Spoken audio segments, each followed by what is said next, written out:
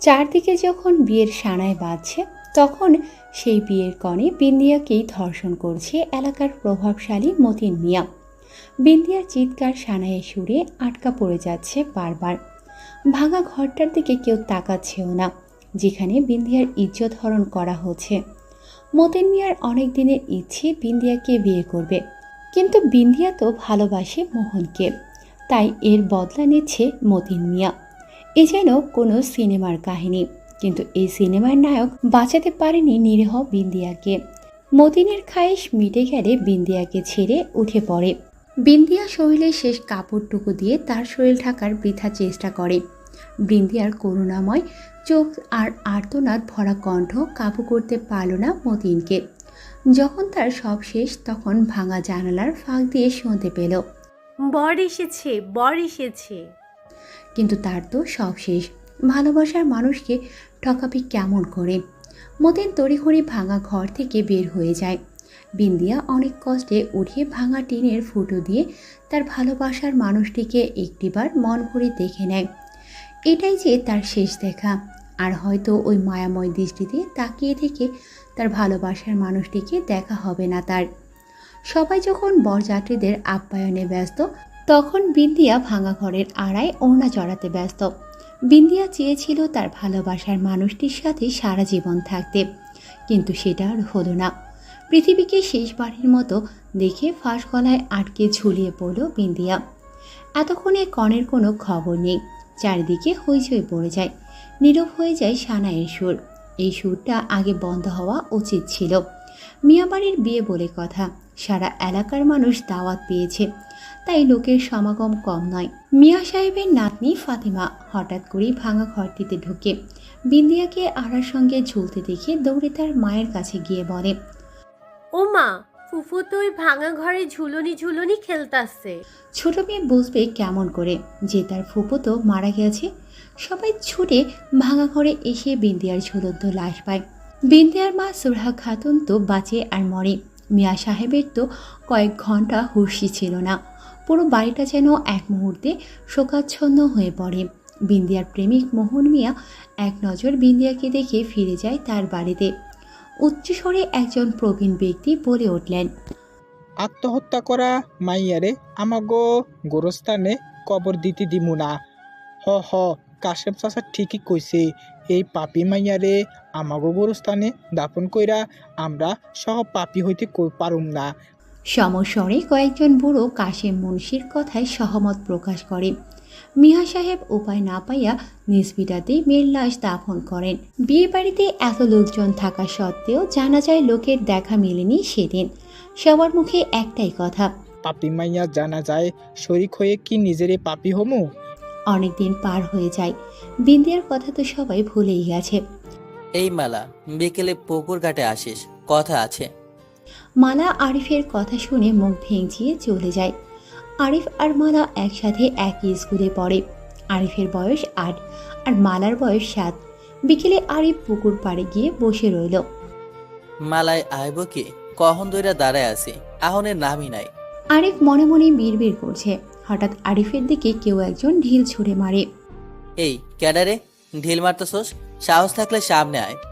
আরিফ রাগী কণ্ঠে বলে ওঠে, কি করবি সামনে এলে? আইলাম সামনে, কি করবি কর। বলতে বলতে আড়াল থেকে উঠে আসতে লাগলো মালা। তাহলে তুই? আমি ভাবছি তুই আসবি না। আইসোস, ভালো করছস। চল ওই মিয়াবাড়ির ভিটায় যাবো বরেক বাড়তে। আমি যাবো না ওই মেয়ে বাড়ির ভিটায়, আব্বাই কইছে ওইখানে ভূত থাকে। ধুর সেমরি, তুই ভূতে বিশ্বাস করস? আরে চল, ভূত আমার দিকে ডরায়, আমি থাকতে তোর কিচ্ছু হইব না। আরিফের কথায় সাহস পেয়ে মালা মিয়া বাড়ির ভিটায় যেতে রাজি হয়ে যায়। এটাই সেই ভিটা যেখানে বিন্দিয়াকে কবর দিয়েছে। কবর বললে ভুল হবে, এক প্রকার মাটি চাপা দিয়ে রেখে দিয়েছে। অবশেষে তারা মিয়া বাড়ির ভিটায় পৌঁছে যায়। তুই নিচে থাকবি আর আমি গাছে ওইটা বড়ই পারবো। আচ্ছা, সাবধানে উঠিস কইলাম। আরিফ গাছে উঠে পড়ে। শীতের বিকেলে চারদিকে কুয়াশা আচ্ছন্ন হয়ে গেছে। আরিফ গাছে উঠে পড়ার পর কুয়াশা যেন আরো বাড়তে থাকে। এক পর্যায়ে গাছের নিচে কুয়াশার জন্য কিছুই দেখা যায় না। হঠাৎ মালা চিৎকার দিয়ে উঠল। আরিফ তড়িঘড়ি নিচে নেমে দেখে মালা গাছের নিচে নাই। আরিফ ভাবে হয়তো মালা লুকোচুরি খেলছে, কারণ প্রায়ই আরিফের সাথে এমন মজা করে সে। দেখ মালা, মজা করিস না, এমনিতেই সন্ধ্যা হয়ে আইতেছে, ঘরে ফিরা লাগবো। তুই কোথায় লুকাইছিস? আরিফ মালার নাম ধরে ডাকতে থাকে, কিন্তু কোথাও মালার কোনো সাড়া শব্দ নেই। তুই লুকাইছিস তো? আচ্ছা থাক, আমি গেলাম, ভূতেরা আয়সা তোর ঘাড় মটকাবনে। এই বলে আরিফ বাড়ির পথে পা বাড়ায়, কিন্তু তখনও মালার কোনো সাড়া নেই। আরিফ ভাবে হয়তো বাড়িতে চলে গেছে মালা, তাই সে বাড়িতে ফিরে আসে। সন্ধ্যা 7টার দিকে মালার বাপ খোকন মিয়া আরিফদের বাড়িতে আসে মালার খোঁজে। আরিফ তখন কুপির আলোয় পড়তেছিল। সেই সময়টাতে বিদ্যুৎ বড়লোকের শহরের জন্য ছিল, গায়ে গ্রামে পৌঁছায়নি তখনও বিদ্যুৎ। হারিকেনের আলোয় খোকন মিয়া আরিফের বাপ মালিক মিয়ারে ডাকে। ভাইয়ে, আমাগো মালা আরিফের লগে বিকালে খেলতে বাইর হইয়া আর বাড়িতে ফিরে নাই। আরিফরে জিগাও তো মালা কই। আরিফ দৌড়ে এসে খোকন মিয়া ও মালিক মিয়াকে সব খুলে বলে। আমি ভাবছিলাম মালা বাইতে পড়ছে, তাই আমি ওখান থেকে চলে আইছি। খোকন মিয়া ফুপিয়ে কেঁদে ওঠে। আল্লাহ গো, আমার মাইয়াডারে মনে হয় ভূতে পাইছে।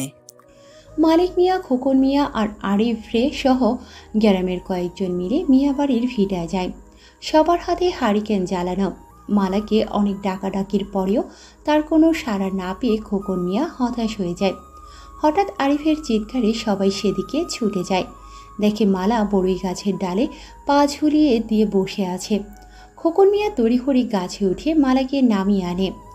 সকাল হতেই হুজুর ডেকে মালাকে ঝাড়ফুঁক দেয়। কিছুদিন পাগলামো করে শেষে স্বাভাবিক হয় মালা।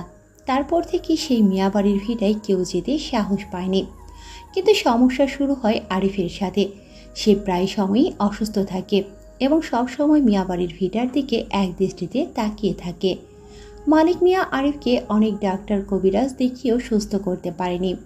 হঠাৎ একদিন একটা হুজুর এসে মালিক মিয়াকে বলে, মালিক মিয়া, আরিফরে এই গ্রাম থাইকা দূরে সরাই দেন, তাতে যদি একটুও ভালো থাকে। সেদিন রাতেই আরিফকে তার ফুপুর বাড়িতে পাঠিয়ে দেন মালিক মিয়া। এখনও প্রায় রাতে অচেনা কারো ডাকে হঠাৎ আরিফের ঘুম ভেঙে যায়, কিন্তু উঠে সে কাউকে পায় না। আরিফ অনেক বড় হয়ে গেছে, কলেজে উঠেছে সে। সকাল সকাল ডাক পিয়নের ডাকে ঘুম ভেঙে যায় আরিফের। চিঠি এসেছে তার বাড়ি থেকে। চিঠি পাঠিয়েছে মালিক মিয়া। আরিফের কাকার মেয়ের বিয়ে, আসতে বলেছে তাকে।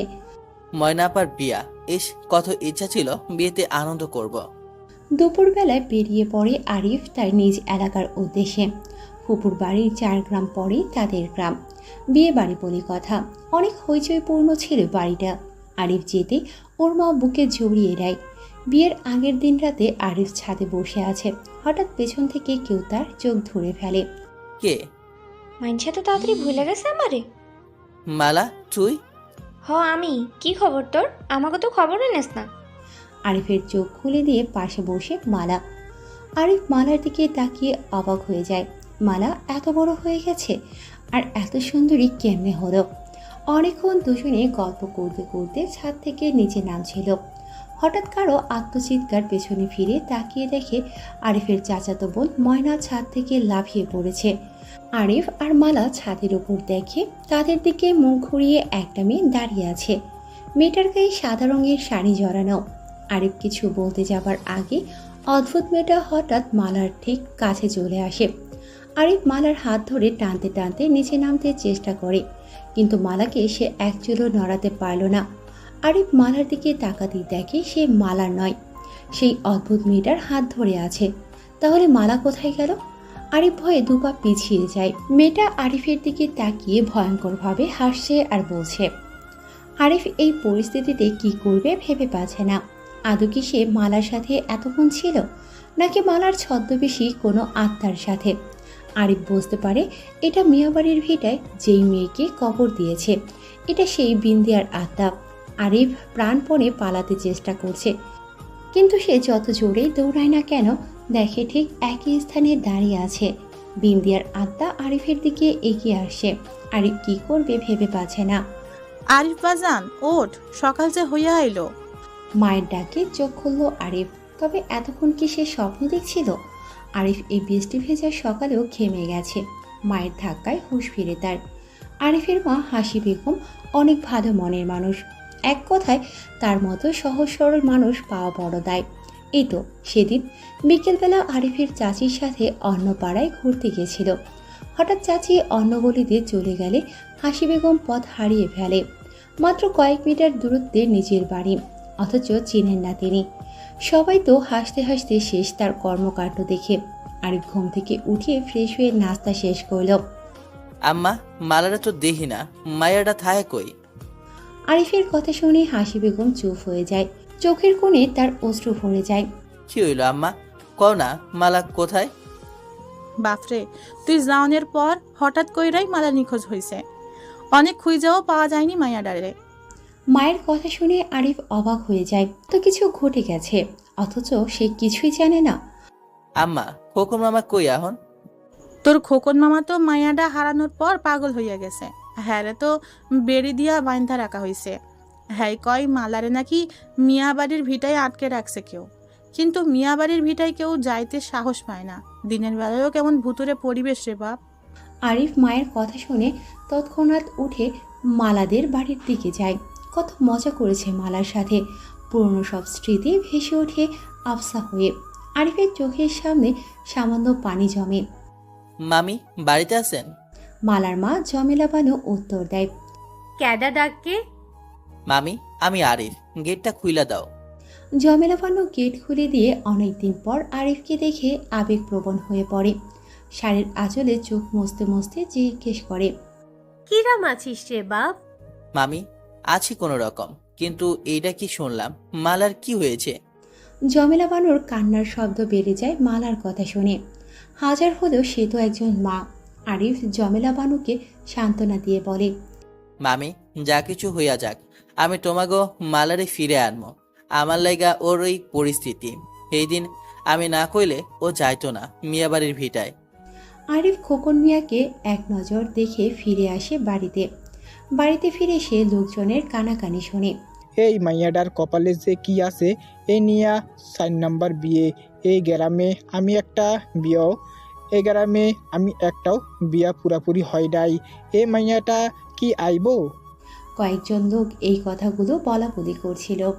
আরিফ তার মায়ের কাছে বিষয়টি নিয়ে আলোচনা করে। আম্মা, আমি যাওয়ার পর এই গ্রামে কি কি হয়েছে আমারে খুইলা কও। সেদিন আমাগো গ্রামে একটা বিয়ে হচ্ছিল। চমকানো আয়োজনে ভরপুর ছিল সারা গা।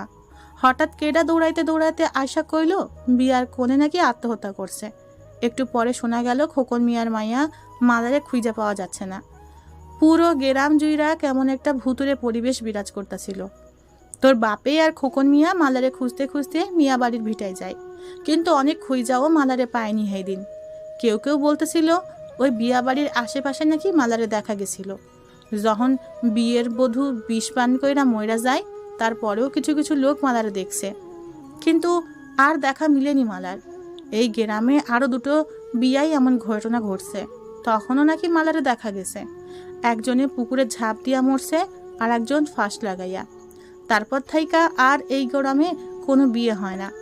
মায়া পোলারা অন্য গ্রাম থাইকা বিয়ে কইরা আসে এই গ্রামে। মায়ের কথা শুনে ধাক্কা খায় আরিফ। এটা কি বলছে তার মা? তাহলে সেই রাতের স্বপ্ন কি সত্যি হতে চলেছে? ময়নার কপালে কি ওইভাবেই মৃত্যু আছে? আর এই মৃত্যুর খেলায় মালার যোগসূত্র কি? যে করেই হোক এই মৃত্যুর খেলা বন্ধ করতে হবে। আরিফ মনে মনে ভাবতে থাকে। সবাই বিয়ে নিয়ে ব্যস্ত। আরিফ ওর ছোটবেলার বন্ধু আশিককে নিয়ে বেরিয়ে পড়ে মালার বাড়ির উদ্দেশ্যে। মালাদের বাড়িতে পৌঁছে খোকন মিয়াকে জিজ্ঞেস করে, মামা, আমি আরিফ, চিনতে পারছেন আমারে? খোকন মিয়া খানিক আরিফের মুখের দিকে তাকিয়ে অন্যদিকে মুখ ঘুরিয়ে নিল। মামা, আমি আইছি মালারে ফিরে আনতে।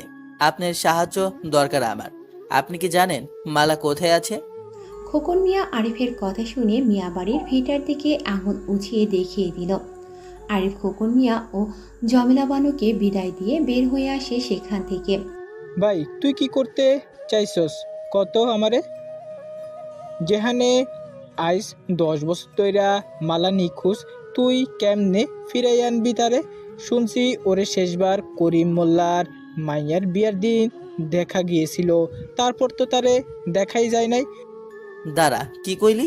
মালারে শুধু বিয়ের দিনের আবির্ভাব হতে দেওয়া যায়? হুম, আমি তো তাই শুনছি, কিন্তু আমি কোনোদিন দেখি নাই। চল বাড়িতে ফেরা যায়, আজ মালারে এইখানে পামো। আশিক আরিফের কথা শুনে না বুঝে অজ্ঞতা তার পিছন পিছন হাঁটতে থাকে। তারা বাড়িতে পৌঁছাতেই দুপুর গড়িয়ে বিকেল হয়েছে। আর কিছুক্ষণ পরে বরযাত্রী এসে উপস্থিত হলো। বাড়িতে যেন হইচই আরো বেশি পড়ে গেছে।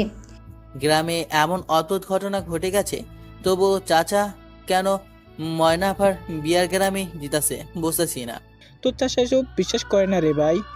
ময়না আবার কিছু হয়ে যাক, তার আগেই আমাকে কিছু একটা করতে হইব। আরিফ আশিককে ময়নার সাথে সাথে থাকতে বলে। আর খারাপ কিছু টের পেলে আরিফকে কল দিতে বলে সে। আশিক রাজি হয়ে যায়। আরিফ পাগলের মতো বাড়ির এপাশ থেকে ওপাশে ঘোরাঘুরি করে। হঠাৎ মোবাইল ফোন বেজে ওঠে। আশিক কল দিয়েছে। কল রিসিভ করতে আশিক আতঙ্কিতভাবে বলতে থাকে, ময়না আফারে পাওয়া যাচ্ছে না। আরিফ দৌড়ে ছাদে উঠে যায়। সেভাবে যদি কোনো প্রকার তার স্বপ্নটা সত্যি হয়, তাহলে অবশ্যই ময়না আফা ছাদ থেকে লাফ দিতে চাইবে। দাঁড়া আফা, কি করছিস? আরিফ ময়নাকে উদ্দেশ্য করে বলতে থাকে। ময়না প্রায় ছাদের কিনারে পৌঁছে গেছে। দেখেই বোঝা যাচ্ছে ময়না আফার নিজের প্রতি কোনো কন্ট্রোল নেই। আরিফের কথাতে থমকে দাঁড়ায় ময়না। তখন সন্ধ্যা পেরিয়ে রাত ঘনিয়ে আসে। হঠাৎ অচেনা কণ্ঠে কেউ একজন বলে ওঠে, ময়নারে তুই বাঁচাইতে পারবি না। আরিফ পেছন ঘুরে দেখে সেদিন স্বপ্নে যে মেয়েকে দেখেছিল ঠিক একই রকম দেখতে একটা মেয়ের ছায়ামূর্তি দাঁড়িয়ে আছে। আরিফ খানিকটা ঘাবড়ে গিয়ে দুপা পিছিয়ে যায়। ইতিমধ্যে আরিফের ডাকে ময়না সজ্ঞানে ফিরেছে। ময়না তড়িঘড়ি ছাদের কিনারা হতে নিরাপদ স্থানে সরে যায়। আরিফ ছায়ামূর্তিকে উদ্দেশ্য করে বলতে থাকে। কেডা তুমি, আর কেন করতেছো এমন? ছায়ামূর্তি রাগী কণ্ঠে বলে, আমার লগে খারাপ করছে এই গ্রামবাসী। ও করে আমি শান্তিতে থাকবার দিমু না। এই গ্রামের কোনো বাড়িতে বিয়ার সানাই বাঁচবো না। সেটা না হয় বুঝলাম, কিন্তু তোমার পরিচয় তো দিবা। আমি বিন্দিয়া। বিন্দিয়া শব্দ বলার সাথে সাথে সারা আকাশ কালো হয়ে গেল। যেখানে তারা আর চাঁদের মেলা বসেছিল সেইখানেই ঘন কালো অমাবস্যা দেখা দিল। চারদিক থেকে ঝড়ো হাওয়া আরিফের গায়ে ছোঁয়াতেই শরীরের লোম দাঁড়িয়ে গেল। আকাশে বিদ্যুৎ চমকাচ্ছে বারবার। হঠাৎ আরিফ অনুভব করলো কেউ তার ঘাড়ে গরম নিঃশ্বাস ফেলল। আরিফ ভয়ে ঘামতে শুরু করে। কিছু বুঝে ওঠার আগেই আরিফের গলা চেপে ধরে কোনো এক অদৃশ্য শক্তি। দম বন্ধ হয়ে আসে আরিফের। শ্বাস নিতে কষ্ট হচ্ছে তার। বিদ্যুৎ চমকানির আলোতে আরিফ স্পষ্ট দেখতে পেল স্বপ্নে আসা মালা তার সামনে দাঁড়িয়ে, আর সেই তার গলা চেপে ধরেছে। আরিফ অনেক কষ্টে নিজেকে ছাড়িয়ে বলে ওঠে, মালা, তুই আমার চিন্তাছোস না? আমি তোর আরিফ।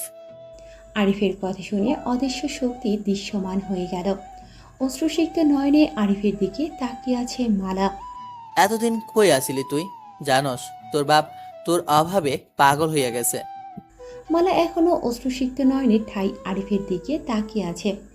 কিছু কইতাছোস না কেন? হঠাৎ ছায়ামূর্তি নিমিষে মালাকে গায়েব করে দিয়ে নিজেও অদৃশ্য হয়ে গেল। আরিফ কি করবে ভেবে পাচ্ছিল না। মালা হুট করে আসলো, আবার হুট করে কোথায় উধাও হয়ে গেল। এটা কি তবে বিন্ধ্যার অভিশপ্ত আত্মার কোনো কারসাজি? আরিফ ধপ করে ছাদে বসে পড়ল। পেছন থেকে ময়না এসে আরিফকে ধরে নিচে নেমে গেল। ময়না আর আরিফের নিখোঁজ এতক্ষণ পুরো বিয়ে বাড়িতে শোকের ছায়া নেমে এসেছে। তাদের দেখে সবাই যেন দেহে প্রাণ ফিরে পেল। আরিফ সবাইকে সব কিছু খুলে বলে, আর ময়নার বিয়ে স্থগিত করে দেওয়ার কথা বলে। কিন্তু আরিফের কাকা আব্দুল কাদের তো এক কথার মানুষ। তিনি একবার যেহেতু বলেছেন এই বিয়ে হবে তো হবে যে কোনো প্রকারে। আরিফ অনেক মানা করা সত্ত্বেও কাদের মিয়া সবাইকে উদ্দেশ্য করে বলেন যে তার মেয়ের বিয়ে তিনি দেবেন, এবং আজকেই। আরিফের কথাতে মূল্য দেওয়া হয় না, কিন্তু ময়না আবার কোনো ক্ষতি হোক সেটা চায় না আরিফ। ময়না তার বাবারে অনেক বোঝাইল, এবং তার নিজ চোখে দেখা সব বলার পরেও মানাতে পারল না কাদের মিয়াকে। একটু পরে ময়না আপারে অনেক সুন্দর করে বউ সাজিয়ে নিয়ে আসা হলো। আরিফ ময়নার পিছু ছাড়ছিল না। বরপক্ষ চলে এসেছে, সবাই সেদিকে খেয়াল রাখতে ব্যস্ত। বউয়ের ঘরে আরিফকে ঢুকতে দেওয়া হলো না। আরিফের চাচি মুখ ভেঙচিয়ে বলে ওঠে, বেডা মানুষ বউয়ের ঘরে ঢুইকা কি করবা? তার থাইকা যাও মেহমানদারি করো গিয়ে। আরিফ অনেক চেষ্টার পরেও ময়নার সঙ্গে থাকতে পারল না। একটু পরেই খবর এলো ময়না কাচের চুড়ি দিয়ে জিভ ও গলা কেটে আত্মহত্যা করেছে। আরিফ চুপ করে বসে আছে নদীর তীরে। সে বাঁচাতে পারল না তার প্রিয় ময়না আপারে। চোখ দিয়ে কয়েক ফোঁটা পানি তার গায়ের পাতলা সুতির কাপড়ের গেঞ্জি ভিজিয়ে ফেলেছে। গেঞ্জির দিকে নজর যেতেই আরিফ চমকে ওঠে। দেখে তার গেঞ্জিতে লাল রং দিয়ে কিছু লেখা আছে। হাতের লেখাটা বড়ই চেনা মনে হচ্ছে। একটানে গেঞ্জি গা থেকে খুলে ফেলে সে। গেঞ্জিটা মেলে ধরতেই হকচকিয়ে যায় আরিফ। আরে, এটা তো মালার হাতের লেখা। আরিফের বেশ ভালো মনে আছে, ছোটবেলায় মালা কোনো সমস্যায় পড়লেই আরিফকে চিঠির মাধ্যমে বলতো। মুখ দিয়ে বলতে নাকি তার লজ্জা লাগতো। এখনও সেই কচি হাতের ভাঙা ভাঙা লেখা। আরিফ লক্ষ্য করে এটা রং নয়, এটা রক্ত। নিশ্চয় কাল রাতে মালা যখন তার গলা চেপে ধরেছিল তখন এই লেখাগুলো লিখে গেছে সে। হয়তো মালা আরিফকে কিছু বলতে যাচ্ছে। আরিফ আবছা আবছা লেখাগুলো পড়তে চেষ্টা করে। আমি মেলা বিপদে আছি, আমারে আর আমার বাপরে বাসা। আমার হদিস আমার বাপের কাছে জিগা। ইতি তোর মালা। চিঠিগুলো পড়ে আরিফের চোখে মুখে আশার ছোঁয়া ফুটে উঠেছে। সেদিন ময়না আপার লাশ দাফন নিয়ে ঝামেলা হয় জনসাধারণের মধ্যে। কেউ কেউ বলেছে আত্মহত্যা করা লাশ দাফন করতে দিব না, আবার কেউ বলেছে ভূতে মেরে রেখে গেছে তাই দাফন করা হবে না। অনেক কথা কাটাকাটির পর কয়েকজন মিলে ময়না আপার মরদেহ কাকার বাড়ির আঙিনায় দাফন করা হয়। সেদিন আরিফ বুঝেছিল কেন বিন্দিয়া অভিশপ্ত হয়েছে। পরদিন বিকালে আশিককে সাথে নিয়ে মালাদের বাড়িতে আসে আরিফ। মামি আসনি, গেটটা খুইলা দাও, খোকন মামার লগে কিছু কথা আছে। জমেলা বানু আরিফের ভেতরে আসতে দেয়। মামা, মালা কোন জায়গায় আছে আপনি দেখেছেন? খোকন মিয়া আরিফের কথা শুনে মাথা নাড়ে, আবার কেমন ভয়ে ভয়ে চোখ মিয়া বাড়ির ফিটার দিকে দিয়ে কাঁদতে থাকে। মামা ভয় পাবেন না, কিচ্ছু হইব না, আমি মালারে ফিরে আনবো যে কোনো মূল্যে। আরিফের কথায় খোকন মিয়ার মুখে হালকা হাসি ফুটে উঠল। মামা, আপনি শেষবার মালারে যেইখানে দেখছেন ওইখানে লইয়া যান আমাগো। এই পাগল মানুষ লইয়া কেমনে যাইবা বাপ? সেসব আমার হাতে সায়রা দেন মামি, আপনি মামার পায়ের শিকল খুইলা দেন। জমেলা বানু আরিফের কথা শুনে অবাক হয়ে যায়। জমেলা বানু একটু ভেবে আরিফের কথায় আশ্বস্ত হয়ে শিকল খুলে দিল। নিজেকে মুক্ত পেয়ে খোকন মিয়া দৌড়ে মিয়া বাড়ির ফিটার দিকে যেতে লাগলো। আরিফ ধরো হেরে, চইলা যাইতাছে তো। ভয় পাবেন না মামি, আপনি বাড়িতে থাকেন। আশিক চল, খোকন মামারে অনুসরণ করা যাক। এই বলে আশিককে সাথে নিয়ে আরিফ খোকন মিয়ার পেছন পেছন ছুটতে থাকে। অনেকক্ষণ ছোটার পর খোকন মিয়া বাড়ির ভিটার সামনে এসে দাঁড়িয়ে পড়ে। তখন সন্ধ্যা হয়ে এসেছে। পশ্চিম আকাশে সূর্য যায় যায় ভাব। মাগরিবের আজান পড়ে গেছে। খোকন মিয়া ধীর গতিতে মিয়া বাড়ির ভিটায় প্রবেশ করে। পেছন পেছন আরিফ এবং আশিকও আছে। ভাই, তুই আমারে মাইরা ছাড়বি।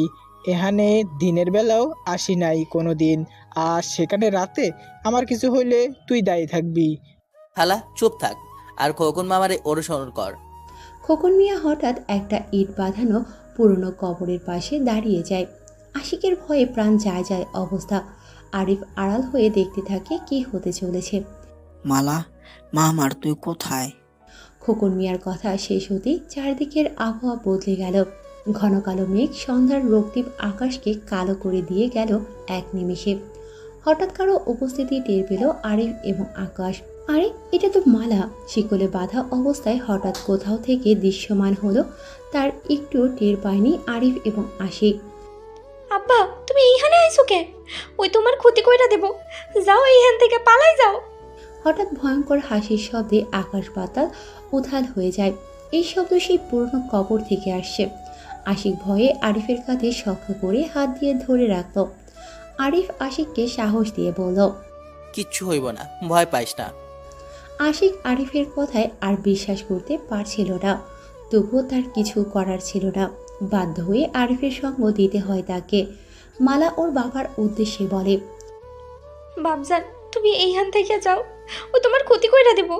কিন্তু খোকন মিয়া একচুলও নড়ল না। যা হওয়ার দেখা যাবে। সে কিছুতেই তার মেয়েকে রেখে যেতে চাইল না। হঠাৎ আকাশ থেকে একটা বিজলির ঝলকানিতে পুরো মিয়া বাড়ির ভিটা আলোকিত করে ফেলল। আরিফ এবং আশিক দুজনে স্পষ্ট দেখতে পেল কেউ একজন ছায়ামূর্তির মতো দাঁড়িয়ে আছে মালার বাবার সামনে। মুখে তার ভয়ঙ্কর হাসি, অগ্নিশিখার চাহনি। বুঝতে আর বাকি রইল না যে এটা বিন্ধিয়ার অভিশপ্ত আত্মা। হঠাৎ খোকন মিয়ার গলা চেপে ধরে সে। মালা হাত জোর করে বলতে থাকে, আমার বাপজানের বাইরের না, আমি তো আপনার সব কথাই শুনি। বিকট আওয়াজে বিন্দিয়ার আত্মা বলে ওঠে, এই মরণের খেলা বন্ধ করাইতে চাস? আজ তোরই আগে মরতে হইব। বিন্দিয়ার ভয়ঙ্কর হাসির আওয়াজে আকাশ বাতাস উতাল পাতাল হয়ে যাচ্ছে। খোকন মিয়ার প্রাণ যায় যায় অবস্থা। আরিফ আশিককে উদ্দেশ্য করে বলে, আর থাকুন যাইব না, কখন মামার কিছু হওয়ার আগে তারে বাঁচাইতে হইব। ভাই ওর লগে কেমনে লড়বি? মনে জোর রাখ ভাই, সবকিছুই করা সম্ভব। আরিফ ঝোপ থেকে বাইরে বেরিয়ে বিন্দিয়ার উদ্দেশ্যে বলে, থামো এবার, আর কত মানুষের প্রাণ চাই তোমার? অনেক তো করেছো, এখন তো থামো। মালার ওর বাপিরে ছাইরা দাও। আরিফের কথা শুনে বিন্দিয়ার আত্মা গর্জে ওঠে, আমারও তো বাঁচনের শখ আছিল, কিন্তু তোরা আমারে কি বাঁচতে দিয়েছিস? আমারও তো ইচ্ছে ছিল হের লগে বিয়ে হইব, হেই আর আমি এক লগে বাঁচু, কিন্তু তোরা আমার শখ পূরণ করতে দিস নাই, তাই আমি কাউরে বাঁচতে দিব না। আরিফ কিছু বলার আগেই মিয়াবাড়ির ভিটা পুরো অন্ধকার হয়ে যায়। ঝড়ো হাওয়া এদিক সেদিক থেকে বইতে থাকে। আরিফ দাঁড়িয়ে থাকতে পারছে না, বাতাসের ছাপটায় ছিটকে পড়ে একপাশে। যখন সে চোখ খোলে সে দেখে তার বিছানায় শুয়ে আছে এবং বাড়ির সবাই তার চারদিকে চিন্তিত মুখ নিয়ে দাঁড়িয়ে আছে। কি হয়েছে? আশিক কই? মালার বাপ কই? আরিফের পা হাসি বেগম নিশ্চুপ হয়ে তার ছেলের দিকে তাকিয়ে থাকে। আম্মা চুপ করে আসো কেন? পাশে থেকে আরিফের ছোট কাকা বলে ওঠে, কাল বিয়ান বেলা তোরে মিয়া বাড়ির ভিটা থাইকা বেহুশ অবস্থায় পাইছি। আর আশিক? বলেই চুপ হয়ে যায় ছোট কাকা বিল্লাল মিয়া। আশিকের কি হয়েছে? হ কাকা। আশিক আর খোকন মিয়া খণ্ড বিখণ্ড লাশ গাছের লগে ঝুলানো অবস্থায় পাইছি। আশিক অনেক ভালো বন্ধু ছিল তার কারণেই আশিক এবং খোকন মিয়ার প্রাণ গেছে। নিজেকে বড় দোষী মনে করে আরিফ। আশিককে যদি জোর না করতাম তাহলে ওই বাইচা থাকতো আমাগোর মাঝে। আরিফ কান্না জড়িত কণ্ঠে বলে ওঠে। সারাটা দিন আরিফ বিমর্ষ মুখে বসে থাকে। এখন তার কী করা উচিত বুঝে উঠতে পারছে না সে। কোনো তো উপায় নিশ্চয়ই আছে বিন্দিয়ার আত্মাকে নিঃশেষ করার। আমার এই বিন্দিয়া সম্পর্কে ভালো মতো জানতে হবে। আরিফ মনে মনে ভাবতে থাকে। আরিফের বাবা মালিক মিয়া আশিক ও খোকন মিয়ার মৃত্যুতে ভেঙে পড়ে। তার নিজের ছেলেও সারাক্ষণ মুখ গম্ভীর করে বসে থাকে। এটাও তার খারাপ লাগে। আরিফ ধীরে ধীরে তার বাবার ঘরের দিকে আসে। আব্বা আসমো ঘরে? আয় বাপ, কিছু কইবি? জি আব্বা, আসলে আমি বিন্দিয়া সম্পর্কে জানতে চাই। কিছু জানা লাগবো না। কাল সকালে তুই আবার তোর ফুপুর বাড়িতে ফিরে যাবি। এই গ্রামে তোর ভালো হইব না। না আব্বা, তোমাকে আর এই গ্রামবাসীগোর বিপদে রেখা আমি যাবো না। দয়া করে আমারে কও, কেডা এই বিন্দিয়া? মালিক মিয়া কিছুক্ষণ চুপ করে থেকে আর কোনো উপায় না পেয়ে বলতে শুরু করে।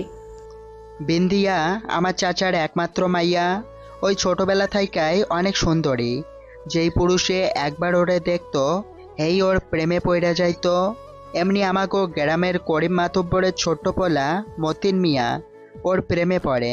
কিন্তু বিন্দিয়া ভালোবাসতো খোকন মিয়ার ছোট ভাই মোহন মিয়ারে। তাগো বিয়াও ঠিক হয়েছিল।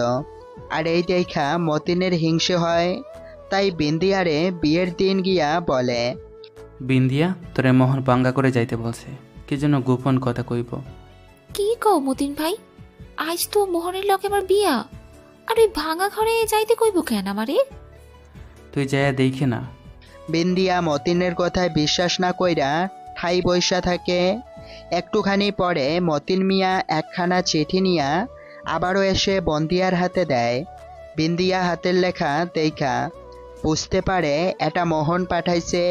চিঠিতে বলা হয়েছে, ভাঙ্গা করে আহো, তোমার লগে গোপন কথা আছে, ইতি মোহন। বিন্দিয়া আর দেরি না কইরা ভাঙা ঘরে ঢুকে। সত্যি সেখানে মোহন বিন্দিয়ার লাইগা বইসা আসছিল।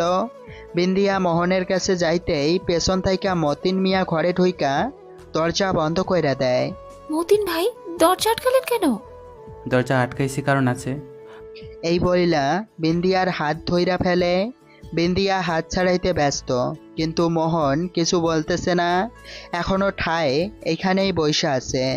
মোহন, তুমি কিছু কইতেছো না কেন? মতিনটা আমার লোকে এমন করতেছে। মোহন হাসতে থাকে, সাথে মতিন মিয়াও। আমার তো তুমি ভালোবাসো, আর আমার লাইগা অহন মতিনের লগে বাসর করবা। বিন্দিয়া মোহনের কথা শুইনা অবাক হইয়া যায়। মতিন মিয়া ইচ্ছামতো তার বাসনা পূরণ করে। মোহন মিয়া ঠায় এইখানেই বইসা বইসা সব কিছু দেখে। বিন্দিয়া মেলা কষ্টেও নিজেরে বাঁচাইতে পারল না। সব যখন শেষ, তখন মতিন আর মোহন ঘর থেকে বেরিয়ে যায়।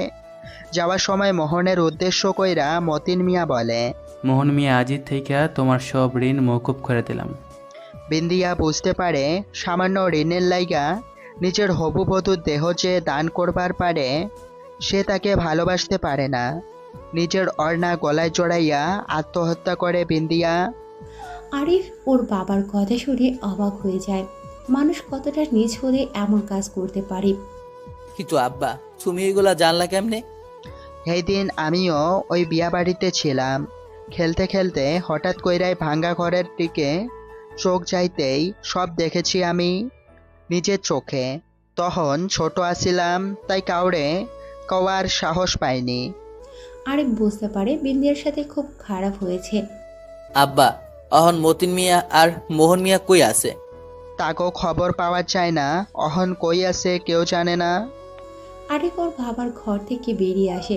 সে চিন্তা করে আবারও সে বিন্দিয়ার সাথে দেখা করবে। হয়তো ও প্রতিশোধ নিতে চায়, আর প্রতিশোধ নিলে হয়তো ওর আত্মা মুক্তি পেয়ে যাবে, আর এই মৃত্যুর খেলাও বন্ধ হয়ে যাবে। আরিফ সেই রাতেই গোপন ঘর থেকে বেরিয়ে পড়ে মিয়াবাড়ির ভিটার উদ্দেশ্যে। নির্জন রাত, ভুতুড়ে পরিবেশ বিরাজ করছে চারিদিকে। আরিফ পৌঁছে যায় সেই জায়গায় যেখানে বিন্দিয়াকে কবর দিয়েছে। কবর বললে ভুল হবে, সেখানে তার দেহ মাটি চাপা দিয়ে রাখা হয়েছে। আরিফ সেই জায়গায় পা বাড়াতেই হঠাৎ পেছন থেকে কেউ তার হাত ধরে ফেলে। আরিফ চমকে উঠে পেছন ফিরে তাকিয়ে দেখে তার সামনে ভয়ঙ্কর এক চেহারা। আতঙ্কিত হয়ে আরিফ দুপা পিছিয়ে যায়। হালকা আলোয় দেখতে পায় সেই ভয়ঙ্কর মুখটা তার প্রিয় বন্ধু আশিকের। আরিফ আবেগপ্রবণ হয়ে আশিকের দিকে নীরব দৃষ্টিতে তাকিয়ে থাকে। আশিক আরিফের দিকে তাকিয়ে ইশারায় বলতে চাইছে, ওই বিটায় যাস না বন্ধু। কিন্তু আরিফ আশিকের সেই ইশারার ভাষা বুঝল না। আশিক হঠাৎ অদৃশ্য হয়ে গেল। আরিফ বুঝতে পারল এটা আশিকের আত্মা ছিল, তাকে হয়তো কিছু বলতে চাইছিল ইশারায়। আরিফ সব কিছু উপেক্ষা করে আবার ভিটার সেই জায়গার দিকে পা বাড়ায়। এতক্ষণ সব কিছু ঠিক ছিল, হালকা মৃদু বাতাস, তারা ভরা জ্যোৎস্না রাত। কিন্তু সব কিছু পাল্টে গেল এক মুহূর্তে যখন আরিফ বিন্দিয়ার কবরের পাশে গেল। কোনো একটা মেয়ের মায়াবী কণ্ঠে কান্নার আওয়াজ ভেসে আসে আরিফের কানে। আকাশ পুরোটাই অন্ধকার আচ্ছন্ন হয়ে গেছে, ভালো করে নিজের হাতটা পর্যন্ত দেখা যাচ্ছিল না। আরিফ এদিক সেদিক সেই কান্নার আওয়াজের উৎস খুঁজতে থাকে। অবশেষে একটা ভাঙা ঘরের কাছে পৌঁছে যায় আরিফ। এইটা কি হেই ঘর যেখানে বিন্দিয়া ফাঁস দিয়া মরছে? আরিফের স্পন্দন বেড়ে যায়, শরীর থেকে অনবরত ঘাম ঝরতে থাকে। কাপা কাপা হাতে ভাঙা দরজায় ধাক্কা মারে সে। দরজা টক টক টক শব্দ করে খুলে যায়। দরজা খোলা মাত্রই আরিফের মাথার উপর দিয়ে কালো রঙের বাদুর ডানা ঝাপড়ে আকাশে উড়াল দেয়। আরিফ ভয়ে ভয়ে ভিতরে প্রবেশ করে। চারিদিকে অন্ধকার। মোবাইল তো লগে আছে। আরিফ মনে মনে বলে ওঠে। ছোট বাটন মোবাইলটা বের করে অল্প আলোর টর্চটা অন করে দেয় সে। মোবাইলের আলোয় হালকা হালকা দেখা যাচ্ছে। আরিফ মোবাইলের আলো ঘুরিয়ে ঘুরিয়ে দেখছিল। হঠাৎ হঠাৎ তার মোবাইলের আলোর সামনে এক বিভৎস চেহারা দেখে মোবাইল হাত থেকে পড়ে গেল। আরিফ জোরে জোরে আল্লাহর নাম নিতে চাইছে, কিন্তু তার গলা দিয়ে কোনো আওয়াজ বের হচ্ছে না। মোবাইল পড়ার সাথে সাথে ভেঙে খণ্ড খণ্ড হয়ে গেল। আরিফ পাগলের মতো হাত দিয়ে এদিক সেদিক মোবাইল খুঁজতে লাগলো। হঠাৎ অন্ধকারে তার হাতে ভেজা কিছু অনুভব পেল। হঠাৎ আকাশে বিকট শব্দে বজ্রপাত হলো, সাথে বিজলির ঝলকানি। বিজলির আলোতে আরিফ স্পষ্ট দেখতে পেল তার হাতে রক্ত লেগে আছে। আরিফ চিৎকার দিয়ে মরিয়া হয়ে সেই ঘর থেকে বের হওয়ার পথ খুঁজতে লাগলো। দরজা বন্ধ হয়ে গেছে আপনা আপনি। আরিফ চোখ বন্ধ করে বসে রইল এক জায়গায়। হঠাৎ সব কিছু স্বাভাবিক হয়ে যায়। আরিফ ধীরে ধীরে চোখ মেলে তাকায়। চোখ খুলতে দেখে ঘরটা আলোয় ভরে গেছে। তার সামনে এক অপরূপ সুন্দরী মেয়ে দাঁড়িয়ে আছে। কে এই মেয়ে? আরিফের মনে বারবার প্রশ্নটা ঘোরপাক খাচ্ছে। আরিফ কাঁপা কাঁপা গলায় জিজ্ঞেস করে, কেডা তুমি এইখানে কি করতেছ? মেয়েটা আরিফের দিকে তাকিয়ে অবাক করা একগাল হাসি হেসে বলে ওঠে, আমি বিন্দিয়া, যে আজ থাইকা 30 বছর আগে এই ঘরে ফাঁস লাগাইয়া আত্মহত্যা করছি। আমি হেই বিন্দিয়া, যার ভালোবাসার মানুষ তার লগে বেইমানি করছে। হ্যাঁ হ্যাঁ, আমি হেই বিন্দিয়া, যার লগে গ্রামের লোক খারাপ করছে। কিন্তু হেরা তো তাগো ভুল বুঝবার পারছে, তোমার উচিত ওকে ক্ষমা করে দেওয়া। না, হেরা এখনো ভুল বুঝে নাই।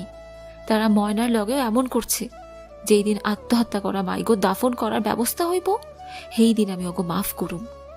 আচ্ছা ঠিক আছে, কিন্তু বিয়া নিয়া তোমার এত ক্ষোভ কিসের? আমার ইচ্ছে আছিল বিয়া হইব, একটা ঘর হইব, একজন মানুষ হইব। কিন্তু যার লাইগায় এত কিছু করলাম, বাপে লাথি গুতা খাইয়া বিয়ার ব্যবস্থা করলাম, এই তো বেইমানি করলো। আমি এর প্রতিশোধ চাই। ঠিক আছে, আমি কথা দিতেছি, ওকে বিচার আমি করব। ঠিক আছে, যেদিন ওগো বিচার হইব, সেই দিন আমার মৃত্যুর খেলা বন্ধ হইব। মালা কি ক্ষতি করেছে? ওরে তুমি আটকে রাখছো কেন? আমি ভাবছিলাম মালারে বাঁচানোর লাইগা ওর কাকা মোহন আইব, কিন্তু এত বছরেও আইলো না। আমার প্রতিশোধ নেওয়াও হইল না। মালারে ফিরাই দাও, আমি কথা দিয়েছি মোহনার মতিনের বিচার হইব। হঠাৎ সেই মায়াবী কান্নার আওয়াজ আবারও ভেসে আসে আরিফের কানে। আরিফ চোখ মেলে দেখে স্বপ্নে দেখা সেই মালা। ও আর ছোট নেই, অনেক বড় হয়ে গেছে। মালার হাত ধরে মিয়াবাড়ি থেকে বের হয় আরিফ। সে রাত কেটে যায়, চারিদিকে সূর্যের কিরণ এসে পড়ছে। হঠাৎ আরিফ এবং মালার সামনে কয়েকজন লোক এসে দাঁড়ায়। কিছু বুঝে ওঠার আগেই তাদের ওপর হামলা করে দুর্বৃত্তরা। আরিফের মাথায় আঘাত করে, মালাকে টানতে টানতে নিয়ে যায়। আরিফ মাটিতে পড়ে যায়। যখন আরিফের চোখ খুলে, তখন সে দেখে একটা নদীর পাড়ে পড়ে আছে। মালা, মালা কই গেল? আরিফের উঠে দাঁড়ানোর শক্তি হারিয়ে ফেলেছে। অনেক কষ্টে উঠে একদিকে দৌড়াতে থাকে আর মালা মালা বলে ডাকতে থাকে। মালাকে খুঁজে না পেয়ে প্রায় পাগল হয়ে যায় আরিফ।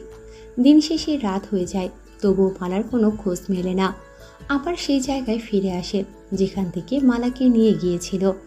এদিক সেদিক তাকাতেই হঠাৎ একটা ছেঁড়া রুমাল দেখে চোখ আটকে যায় আরিফের। দৌড়ে সেই রুমাল উঠিয়ে দেখে তাতে মালা কিছু লিখে গেছে। আরিফ ঝাপসা চোখে চিঠি পড়তে লাগলো। সেখানে পরিষ্কার করে লেখা আছে, আমার পুঁতিগুলোরে অনুসরণ করো। আরিফ যখন মালাকে বিন্দিয়ার কাছ থেকে নিয়ে এসেছিল, তখন ওর গলায় একটা পুঁতির মালা ছিল, যেটা ও ছোটবেলায়ও পরতো। আরিফ খুঁজতে থাকে এদিক সেদিক সেই পুঁতির মালা। অনেক খোঁজার পরেও কোনো পুঁতির দেখা মেলে না তার। হতাশ হয়ে বসে পড়ে নদীর কিনারায়। হঠাৎ কয়েকটি পাখি এক জায়গায় জড়ো হয়ে কি যেন টুকাচ্ছে। আরিফ আগ্রহ নিয়ে সেদিকে তাকাতেই দেখে পাখিগুলো পুঁতিগুলোরে শস্যদানা ভেবে টুকাচ্ছে। আরিফের চোখে মুখে আশার আলো ফুটে ওঠে। দৌড়ে সেখানে গিয়ে দেখে কয়েকটি পুঁতি পড়ে আছে। আরিফ পুঁতিগুলো তুলে নেয়। আর একটু সামনে তাকাতেই দেখে আরও কয়েকটা। এভাবে পুঁতিগুলোকে অনুসরণ করতে করতে পথ চলতে থাকে আরিফ। চলতে চলতে একটা সময় পুঁতিগুলো আর দেখা যায় না। আরিফ বুঝতে পারে এটাই হয়তো সেই জায়গা যেখানে মালাকে বন্দি করে রাখা হয়েছে। কিন্তু এটা তো আমাগো বাড়ি, এখানে মালারে ধরে আনছে কারা? নিজের বাড়িতেও সাবধানে প্রবেশ করে আরিফ, কিন্তু এখানে তো কেউ নেই। সবাই গেছে ডাকই। আরিফ জোরে জোরে সবাইকে ডাকতে থাকে, কিন্তু সারা শব্দ নেই। আরিফ ঘাবড়ে যায় চারদিকে অন্ধকার দেখে। তাইলে কি আব্বা আমারেও দইরা নিয়ে গেছে ওরা? কিন্তু ওরা কারা? কি শত্রুতা আমার লগে তাদের? আরিফ চারদিকে পাগলের মতো ছুটতে থাকে। কোনো জায়গায় একটা আলামতও পায় না সে, যার সাহায্যে মালা ও তার পরিবারের সন্ধান মিলবে। দিন গিয়ে রাত নেমে আসে। আরিফ কোনো উপায় না পেয়ে আবার সেই মিয়াবাড়ির ভিটার উদ্দেশ্যে রওনা হয়। বিন্দিয়ারে কমো দেহি, এর তো মেলা ক্ষমতা, যদি তাগো সন্ধান পাওয়া যায়। আরিফ সোজা বিন্দিয়ার কবরের পাশে আসে, কিন্তু আজ কেমন সব কিছুই নীরব, সব কিছু স্বাভাবিক। কোনো ভয়ঙ্কর কিছু নেই, কোনো অন্ধকার নেই, বরং চাঁদের আলোয় দিনের মতো ঝকঝক করছে। বিন্দিয়া, বেদিয়া, তুমি কই? তোমার সাহায্য চাইছে আমার। আরিফের কথায় কোনো সাড়া নেই, সব কিছু নীরব। আরিফ বুঝতে পারছিল না কি করা উচিত এখন তার। দৌড়ে ভাঙা ঘরের মধ্যে ঢুকলো। সেখানেও কোনো ভয়ঙ্কর কিছু নেই। জোরে জোরে বিন্দিয়া বিন্দিয়া বলে ডেকেও কোনো সাড়া পেল না সে। নিরাশায় আবারও ফিরে আসতে হলো তাকে। বিন্দিয়া আদৌ কি আছে? থাকলেও তো আমার কথায় সাড়া দিল না কেন? আরিফ বারান্দায় বসে চোখের পানি ফেলছে তার পরিবার ও মালার কথা ভেবে। হঠাৎ কারো স্পর্শে চমকে ওঠে আরিফ। পেছন ফিরে দেখে সাদা আলখাল্লা পরে কেউ একজন দাঁড়িয়ে আছে তার ঠিক পেছনে। তার চুল এলোমেলো হওয়ায় উঠছে, মুখগুলো চুলে ঢাকা পড়ে গেছে। আরিফ বসা থেকে ধরফড়িয়ে উঠে দাঁড়ায়। কেডা তুমি? মালা নাকি? হ্যাঁ, মালাই তো। মালার এমন রূপ দেখে আরিফ ভয় পেয়ে যায়। ভালো কইরা দেখো চিনবার পারো কি না। আরিফ ভালো মতো তাকে দেখতে লাগলো। নিচের দিকে চোখ যেতেই ভয় গলা শুকিয়ে কাঠ হয়ে যায় আরিফের। মাটি থেকে 1 ফুট উপরে শূন্যে ভাসছে মেয়েটা। আরিফ ভয়ে কয়েক পা পিছিয়ে যায়। তুমি যেই হও, কিন্তু তুমি মানুষ হতেই পারো না। তুমি ঠিক ধরেছ। এই কথা বলেই হঠাৎ চারদিকে অন্ধকার নেমে আসে। আরিফের চোখের সামনে এক বিশাল আকৃতির বিন্দিয়া দাঁড়িয়ে। বিন্দিয়া তুমি? আমি আজ থাইকা মুক্ত। আমার প্রতিশোধ নেওয়া শেষ। এই বলে বিন্দিয়া ভয়ঙ্করভাবে হাসতে থাকে। তোমার তো প্রতিশোধ নেওয়া শেষ, তাইলে আমার পরিবারও মালারে আয়না দাও, কেউ তাকে অপহরণ করছে। তোমার পরিবার সময় হইলে বাড়িতে চলে আইব, আর মালা তো অহনো আমার জালে বন্দি। মানে কি বলতেছো তুমি? তুমি তো মালারে আমার হাতে উঠাই দিছিলা। বিন্দিয়া আরিফের কথা শুনে আবার হাসতে থাকে। ওটা মালা ছিল, কিন্তু ওর ভিতরে আত্মাটা ছিল আমার। কারণ আমি জানতাম তোমার বাপ আর আমার আসল ধর্ষণকারী মালারে মাইরা ফেলতে চাইব, কারণ মালার কাছে যথেষ্ট প্রমাণ আছে তাকে বিরুদ্ধে। তাই আমার আসল ধর্ষণকারীর কাছে পৌঁছাইতে মালার শরীরে প্রবেশ করি, কিন্তু ওগোর শরীরে এক অদ্ভুত তাবিজ দিয়ে বন্ধ করে দেওয়া। তাই আমি চাইলেও ওগোর কোনো ক্ষতি করতে পারবো না। হেডার লাইকা তোমার মায়ের সাহায্য নিতে হয়েছে আমার। আরিফ বিন্দিয়ার কথা শুনে অবাক হতে থাকে। কিন্তু আমার আব্বা কি করেছে বিষয়টা বুঝতেছি না। তোমার বাপ সেই দিন আমারে ধর্ষণ হইতে দেখছিল, কিন্তু মতিন টাকার লোভ দেখাইয়া তোমার বাপের মুখ বন্ধ রাখছে। কিন্তু আমার বাপ তো তখন ছোট ছিল, সে কেমনে বুঝবে কোনটা ঠিক আর কোনটা ব্যাঠিক? আমি অত কিছু বুঝি না। তোমার বাপ সেই দিন যদি সবাইরে বলতো আসল ঘটনা, তাইলে আবার ধর্ষণকারীরা শাস্তি পাইতো, আর আমি জানাজা পাইতাম। আরিফ বিন্দিয়ার কথা শুনে খানিকটা সময় চুপ হয়ে থাকে। কিন্তু তারা এখন কই আছে? বিন্দিয়া জোরে জোরে হাসতে থাকে। আরিফ হতাশ চোখে তার দিকে তাকিয়ে থাকে। হঠাৎ কেউ একজন কান্না জড়িত কণ্ঠে বলে ওঠে। হঠাৎ আরিফের সামনে থেকে বিন্দিয়ার আত্মা অদৃশ্য হয়ে যায়। আরিফ দৌড়ে উঠানে নেমে আসে। পাশের বাড়ির আবুল চাচা চিৎকার করে আরিফকে ডাকছে। কি হয়েছে চাচা, এমনি ডাকতেছো কেন?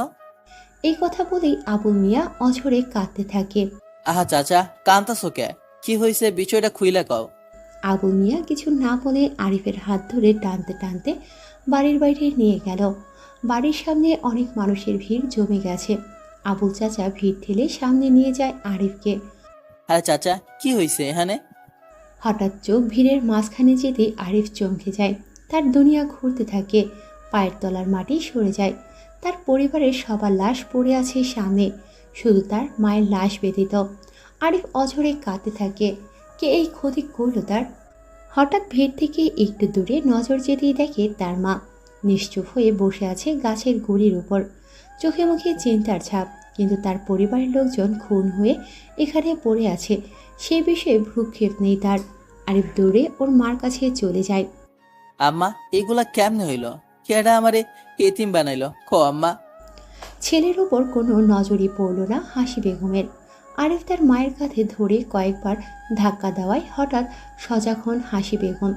হুঁশে ফিরেই তার চোখের সামনে সব কিছু দেখে আর ঠিক থাকতে পারলেন না তিনি।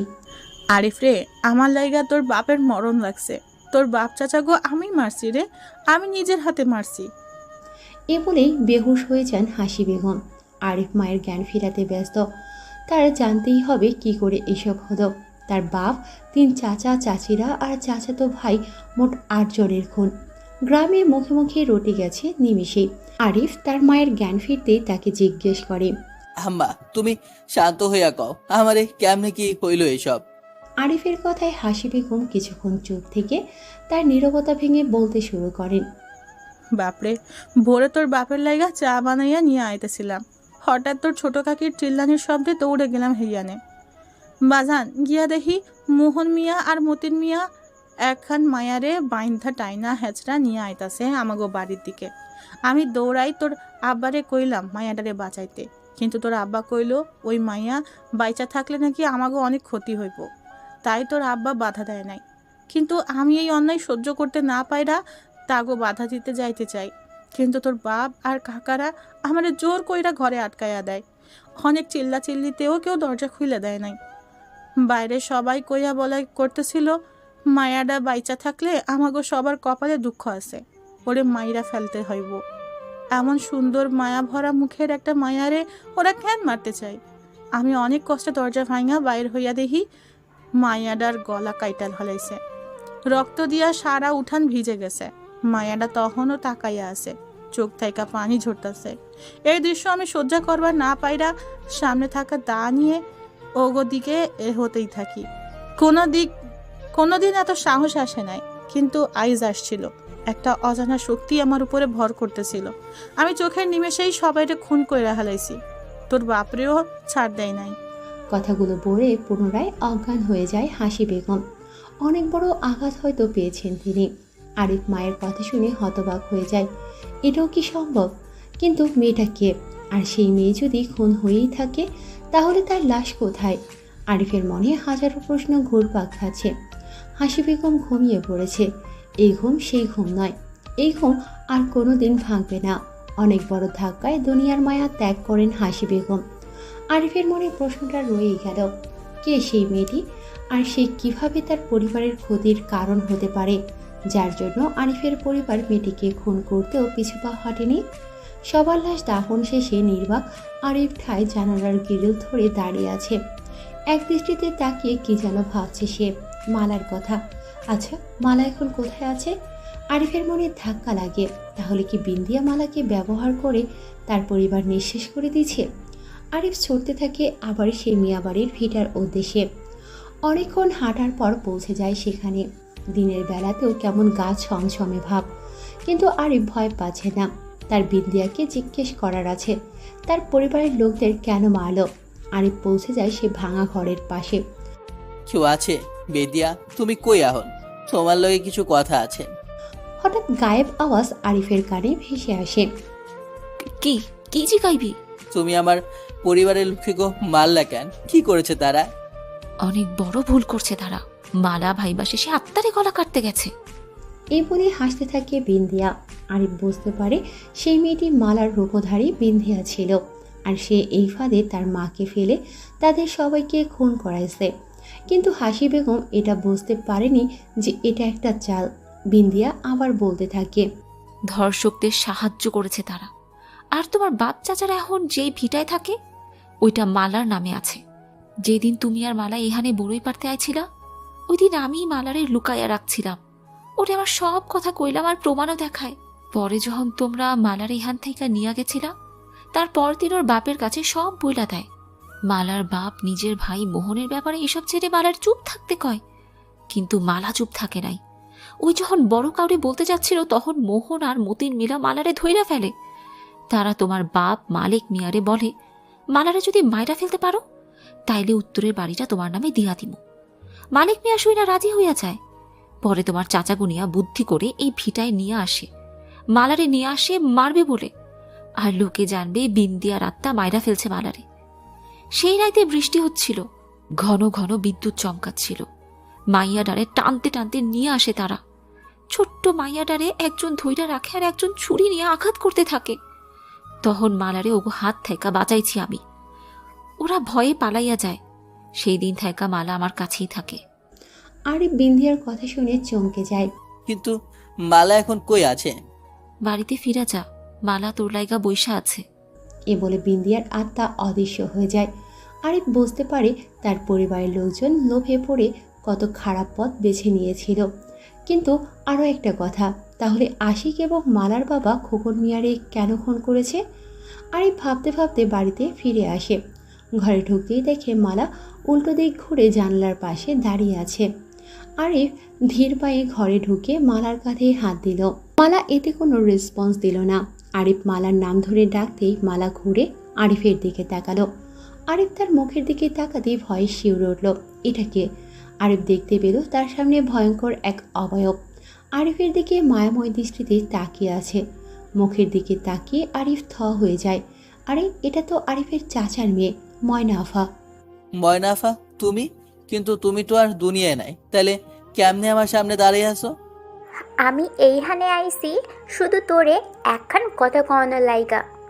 কি কথা ক দেহি? আমি আত্মহত্যা করি নাই ভাই, আমারে মায়েরা ফেলছে।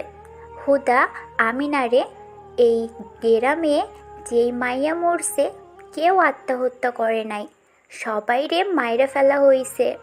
ময়নার কথা শুনে আরিফ অবাক হয়ে গেছে। এতদিন সে জানতো এই খুনের খেলায় একমাত্র বিন্দিয়া দায়ী, কিন্তু এখন তো দেখছে অন্য কেউ দায়ী। কিন্তু যারা এই কাম করছে তাগো শাস্তি দিছে বিন্দিয়া, তাই আইস থাইকা আমি মুক্ত রে ভাই। কি করেছে এইসব? যেই দিন থাইকা মালা নিখোঁজ হইছে তারপর থাইকা বিন্দিয়া আর মালার প্রতি মানুষের ভয় আর ঘৃণা ঢোকানোর লাইগা তোর বাপে আর আমার বাপের সহ মতিন মিয়া আর মোহন মিয়া মিল্লা এই বুদ্ধি করে, যেই মাইয়ার বিয়া হইতে লাগে তার এই মায়েরা ফেলে আর আত্মহত্যার নামেই চালাই দেয়। আর দোষ দেয় বিন্দিয়া মালারে দিয়া তাগো মায়েরা ফেলছে। মারার পর লোকজনের মুখে রটিয়ে দেয় মালারে তারা সেই দিন দেখা গেছে, কিন্তু না, মালারে কেউ দেখে নাই, মালা তো আসেই নাই। আরিফ বুঝতে পারে সব, তার সব কিছু পানির মতো ভেসে ওঠে। ঠিকই তো, আমার বাপ চাচারা সহ সবাই যখন জানতোই এই গ্রামে কারো বিয়ে হইতে দেয় না বিন্দিয়া, তবুও কেন ময়নাফার বিয়া দেওয়ানোর লাগা চাইছিল? তার মানে তারা জানতো কিছুই হইব না। হ, ঠিক ভাবছোস, কিন্তু ঘটনা হইল উল্টা। সেই দিন সত্যি সত্যি বিন্দিয়া আমারে মাইরা ফেলতে আইছিল, কিন্তু তুই আমারে বাঁচাইছিলি। কিন্তু তারপর লোকজন সন্দেহ করব ভাইবা মতিন মিয়া আর মোহন মিয়া আমারে মাইরা ফেলছে, সবাইরে বিশ্বাস করাইছে বিন্দিয়ার আত্মা মাইরা ফেলছে। আমি আইজ অনেক খুশি, আমার খুনিরা আইজ শাস্তি পাইছে। বলেই ময়নার আত্মা আরিফের দিকে মায়াভরা দৃষ্টিতে তাকিয়ে আছে। আরিফ ময়নার দিকে তাকিয়ে আছে, মনে পড়ছে তার সেই শৈশবের স্মৃতিগুলো। ময়না আফা কতই না ভালো একটা মেয়ে ছিল, নামাজ পড়তো, কোরআন পড়তো, তবুও মরার পর মেয়েটি ঠিক মতো জানাজাই পায়নি। আরিফের মনে আছে ময়না আপা তাকে কত ভালোবাসে। ভাই, আমার লাইগা দোয়া করিস, একটা মিলাদ মাহফিলের আয়োজন করিস।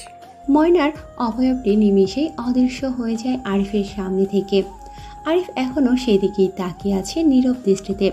হঠাৎ কারো স্পর্শে হুঁশে ফিরে আরিফ পেছন ফিরে দেখে মালা দাঁড়িয়ে আছে।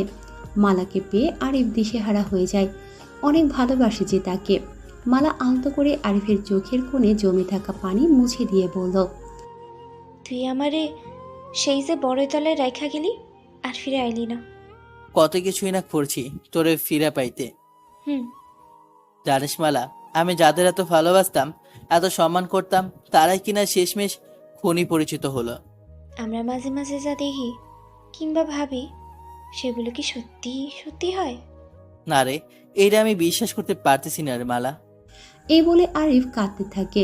মালা আরিফকে আলতো করে বুকে জড়িয়ে নেয়। আরিফ মালার কোলে মাথা রেখে শুয়ে পড়ে। কতই না শান্তি মালার কাছে। পরদিন মালা আর আরিফের বিয়ে লোকমুখে রটিয়ে গেছে। আবার নতুন কোনো মরণের খবর পেতে চলেছে তারা। সবাই আরিফ আর মালাকে বাধা দিচ্ছে, লোকে গ্রামে বিয়ের নাম নিও না। কিন্তু কে শুনে কার কথা? আরিফ আর মালার ধুমধামে বিয়ে হবে। দাওয়াত পেয়েছে গ্রামের সব লোকজন। ব্যাপারী বাড়িতে বিয়ের ধুম পড়েছে। আরিফ বর সেজে মালার বাড়িতে যাবে, ওদিকে মালা বউ সেজে বসে আছে আরিফের অপেক্ষায়। কখন আসবে সেই মধুময় সময়? গ্রামের লোকজনের মুখে বিমর্ষতার হাতছানি। এবারও কি তারা আরও একটি বিয়ের কনের মৃত্যুর সাক্ষী হতে চলেছে? পালকে চলেছে হেলে দুলে মিঠু গায়ের পথ ধরে। এই বর এসেছে, বর এসেছে বলে কিছু ছেলে মেয়ে দৌড়ে মালাকে খবর দেয়। মালা লাজুক চোখে তাকিয়ে দেখছে আরিফের মায়াভরা মুখখানা। কবুল কবুল কবুল, বিয়েটা হয়েই গেল। সবাই অবাক, এতদিন পর এই প্রথম এই গ্রামে কোনো বিয়ে সম্পূর্ণ হলো। আরিফ মালার দিকে তাকিয়ে আছে এক গভীর স্বপ্ন চোখে এঁকে। মালাও আরিফের দিকে তাকিয়ে আছে লাজুক চাহনিতে। তাদের বাধা দিতে নেই কোনো বিন্দিয়া, নেই কোনো মতিন, নেই কোনো মোহন। বিয়ে তো পবিত্র বাঁধন।